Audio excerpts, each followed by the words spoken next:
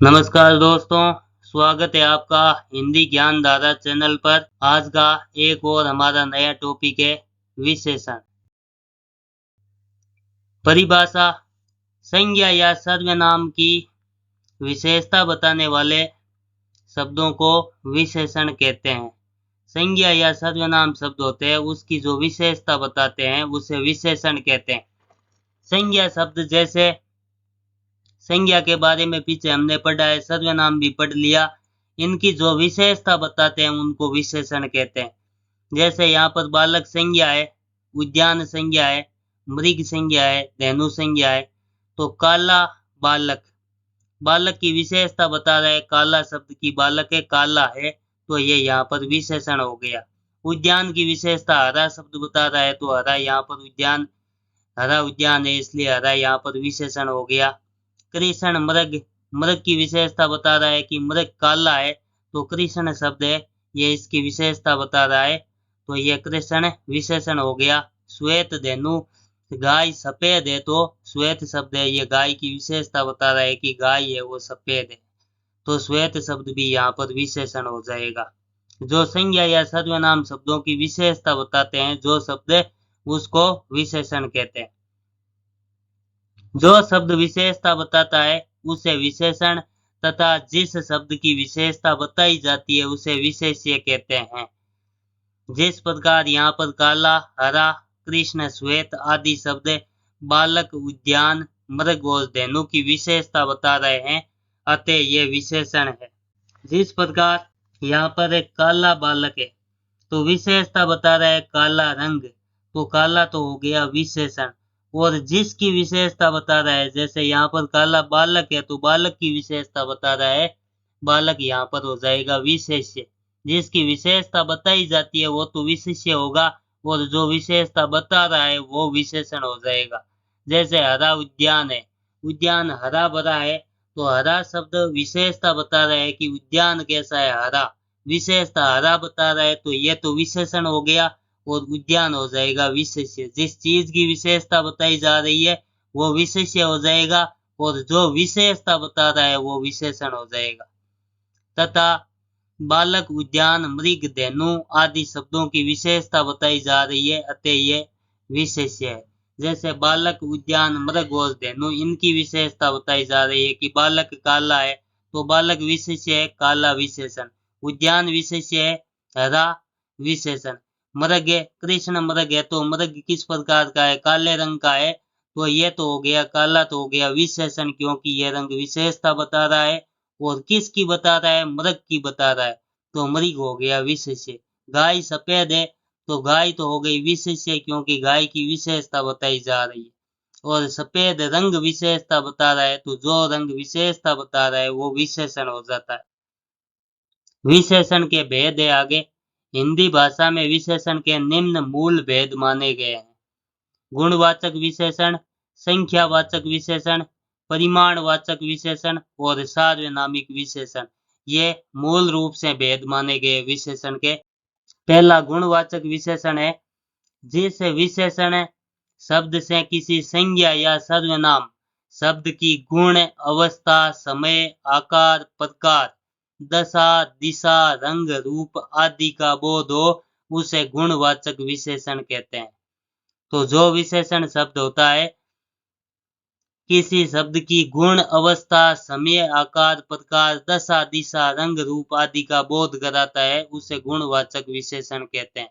जैसे में काली गाय है, सफेद घोड़ा है, हंसोड़ बुढ़िया है, सुंदर बालक, उत्तर दिशा, पतली गली, बूढ़ा आदमी, संकड़ा मार्ग आदि। तो गाय की विशेषता बता रहा है काली, तो काली यहाँ पर इसका रूप हो गया कि रंग हो गया, रंग किस प्रकार का है, काला है, गाय का रंग काला है, तो यह विशेषण हो गया। सफेद घोड़ा, यह भी रंग बता रहा है। हंसोड़ बुढ़िया, सुंदर बालक, बालक किस प्रकार का है, सुंदर है। उत्तर दिशा, जहाँ पर दिशा का बोध होता है वो भी गुणवाचक विशेषण में आता है। आगे पतली गली, गली के आकार प्रकार का बोध हो रहा है कि गली है वो किस प्रकार की है, तो पतली है, यह भी गुणवाचक में हो जाएगा। बूढ़ा आदमी, यह अवस्था का बोध हो रहा है, इसलिए यह भी गुणवाचक में आएगा। संकड़ा मार्ग, मार्ग की दशा के बारे में, स्थिति के बारे में बता रहा है कि मार्ग कैसा है। तो ये सारे शब्द जहाँ पर गुण, अवस्था, समय, आकार, प्रकार, दशा, दिशा, रंग, रूप आदि का बोध होता है, ये सारे ही गुणवाचक के अंतर्गत आते हैं। अगला भेद है संख्यावाचक विशेषण।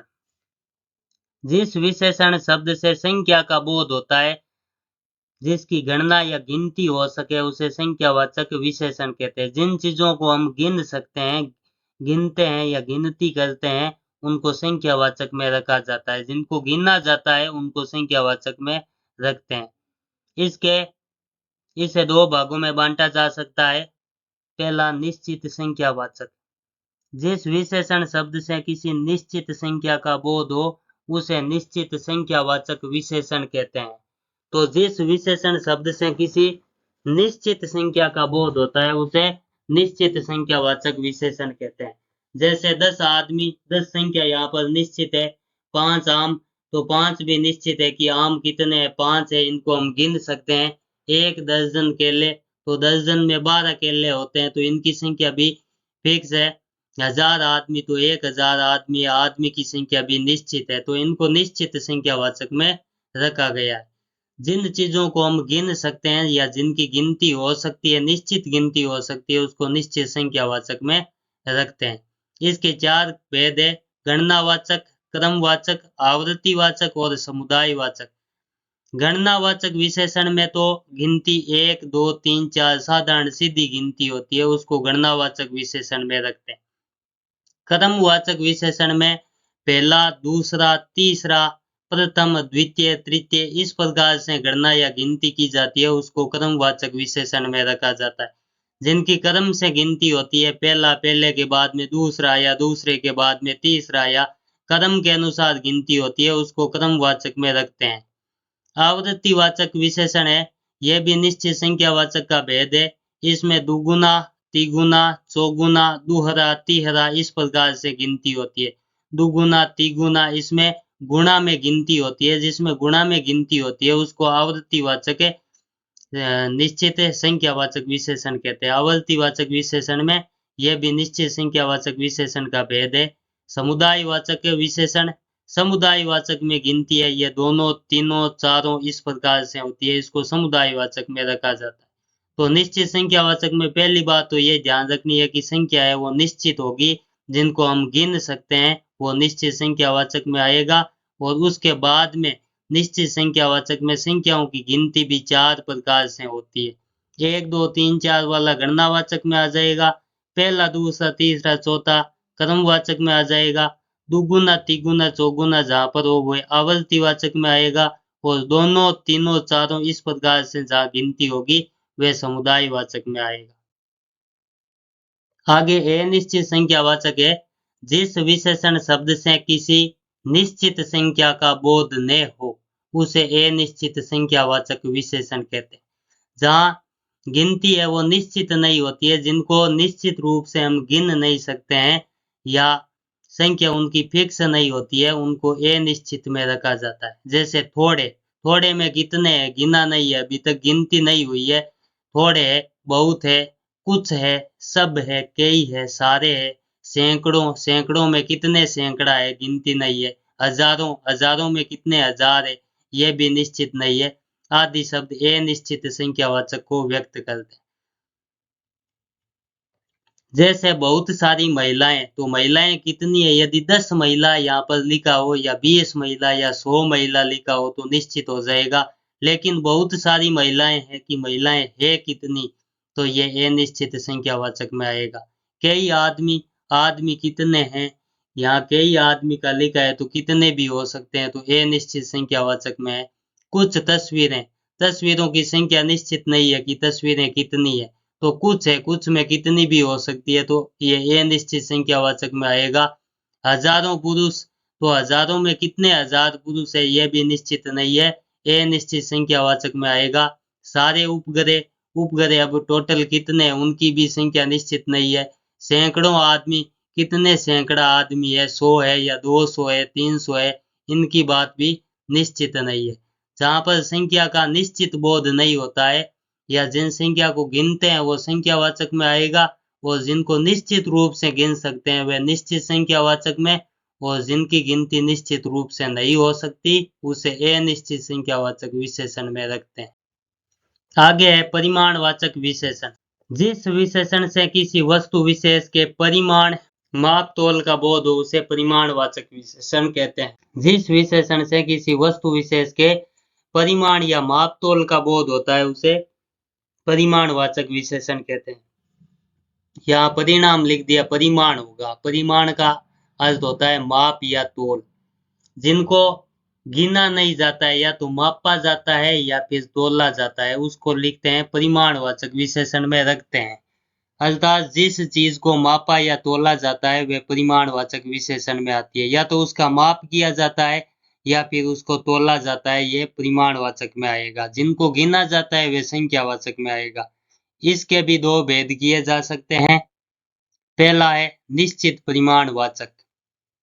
जिस विशेषण से किसी वस्तु के निश्चित परिमाण या माप तोल का बोध हो उसे निश्चित परिमाणवाचक विशेषण कहते हैं। निश्चित संख्या का बोध होता है उसे निश्चित परिमाणवाचक विशेषण कहते हैं। निश्चित माप तोल का जहाँ बोध होगा, जैसे 10 किलो। अब 10 किलो को गिना नहीं जाता है, 10 आदमी को तो गिना जा सकता है, 10 आदमी तो संख्यावाचक में आ जाएगा, लेकिन यहाँ किलो को तोला जाता है तो ये परिमाणवाचक में आ जाएगा। 5 किलो, यह भी 5 किलो फिक्स है, निश्चित है, तो परिमाणवाचक में आ जाएगा। 200 मीटर, मीटर को मापा जाता है या नापा जाता है तो 200 मीटर आ गया परिमाणवाचक में। 1000 किलोमीटर, तो इस दूरी को भी तय किया जाता है, मापा जाता है कि कितने किलोमीटर है, तो ये 1000 किलोमीटर है, यह संख्यावाचक में आ जाएगा। 4 लीटर, तो 4 लीटर यह संख्या भी निश्चित परिमाणवाचक में आ जाएगी। तो जिन चीजों का या तो तोल किया जाता है या फिर उसको मापा जाता है वह परिमाणवाचक में आ जाएगी। जैसे किलो, इनको गिना नहीं जा सकता, मीटर को भी गिन नहीं सकते हैं, किलोमीटर को भी गिना नहीं जाता है कि 1000 किलोमीटर है, इसको दूरी को मापा जाता है कि 1000 किलोमीटर कहाँ तक हुआ है।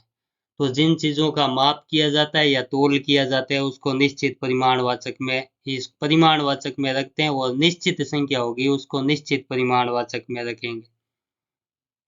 अगला है निश्चित परिमाणवाचक। जिस विशेषण से किसी वस्तु के निश्चित परिमाण या माप तोल का बोध न हो उसे अनिश्चित परिमाणवाचक विशेषण कहते हैं। जहाँ निश्चित संख्या का बोध नहीं होता है, निश्चित परिमाण माप तोल का बोध नहीं होता है, अनिश्चित परिमाणवाचक कहलाता है।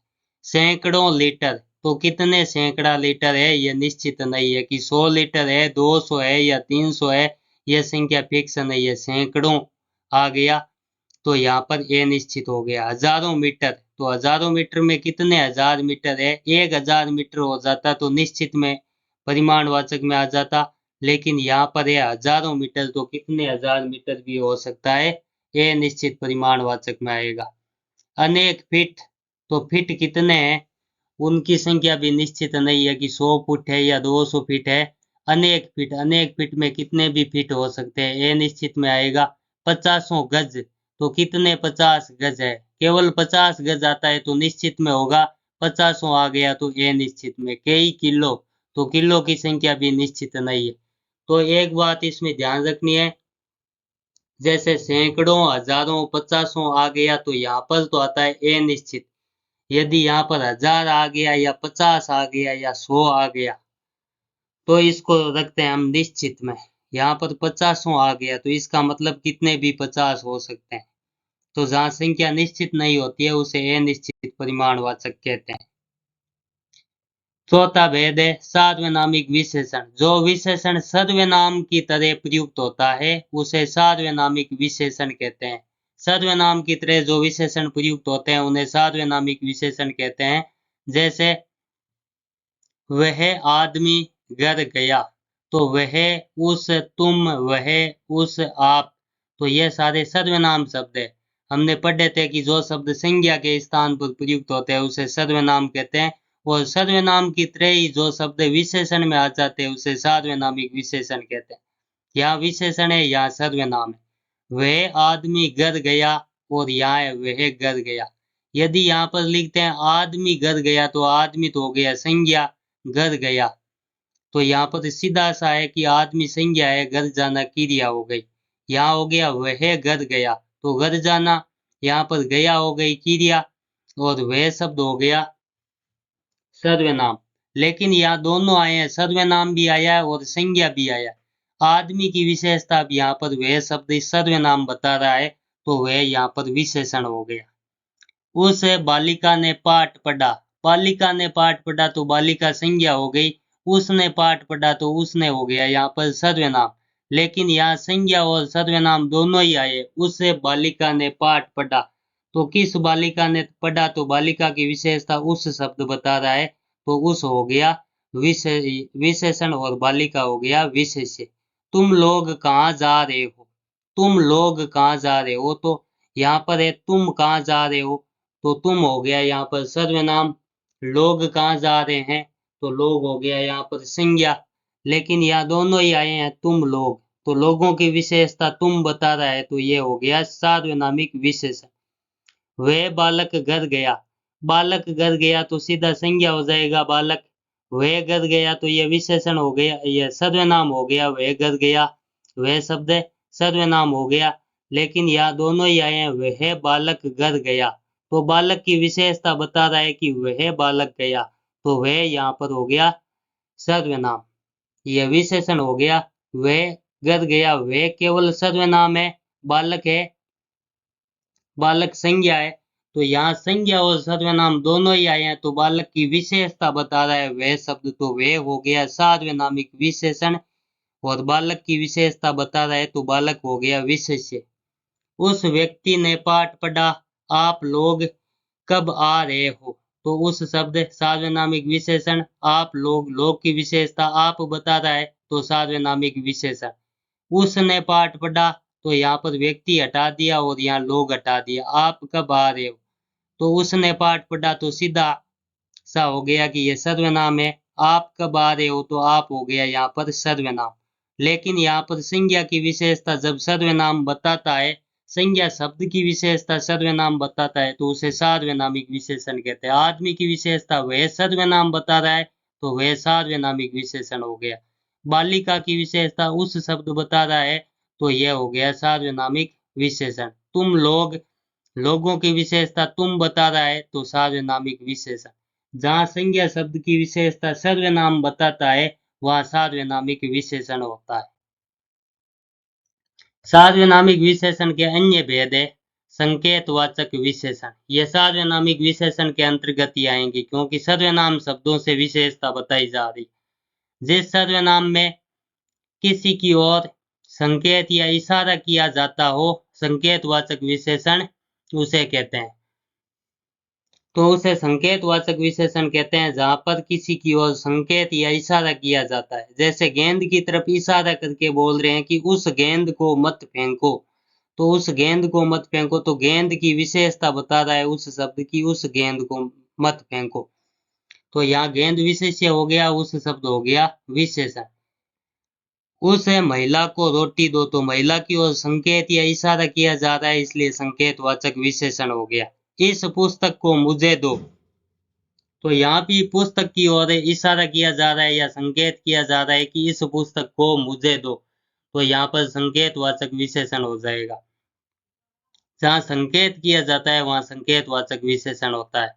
वह आदमी जो खड़ा है मेरा भाई है, तो वह आदमी, तो आदमी की ओर इशारा किया जा रहा है या संकेत किया जा रहा है, तो यहाँ पर वह शब्द में हो गया सार्वनाम, यह संकेतवाचक विशेषण। वह शब्द वह आदमी, तो आदमी की ओर इशारा किया जा रहा है, तो संकेतवाचक हो गया वह में। इस पुस्तक, तो पुस्तक की ओर इशारा किया जा रहा है, तो इस शब्द में यहाँ पर संकेतवाचक हो गया। उस महिला, महिला की ओर संकेत किया जा रहा है, इसलिए उसमें यह संकेतवाचक विशेषण हो गया। यहाँ गेंद की ओर इशारा किया जा रहा है, इसलिए इसमें हो गया संकेतवाचक विशेषण।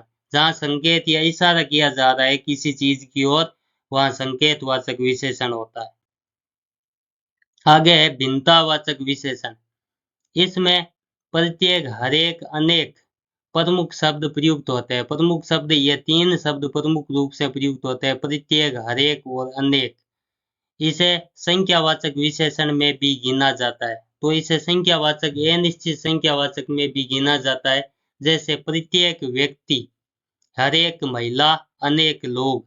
जहां पर ये तीनों शब्द आ जाए, प्रत्येक, हर एक, अनेक, वहां भिन्नतावाचक विशेषण होता है। इन तीनों शब्दों का ध्यान रखना है, जहां जहां ये तीन शब्द आएंगे वहां भिन्नतावाचक विशेषण लिखना है।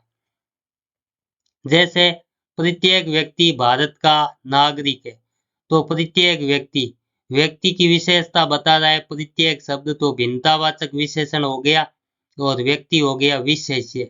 जिसकी विशेषता बताई जाती है, व्यक्ति की बताई जा रही है या विशेषता, तो व्यक्ति विशेष्य हो जाएगा।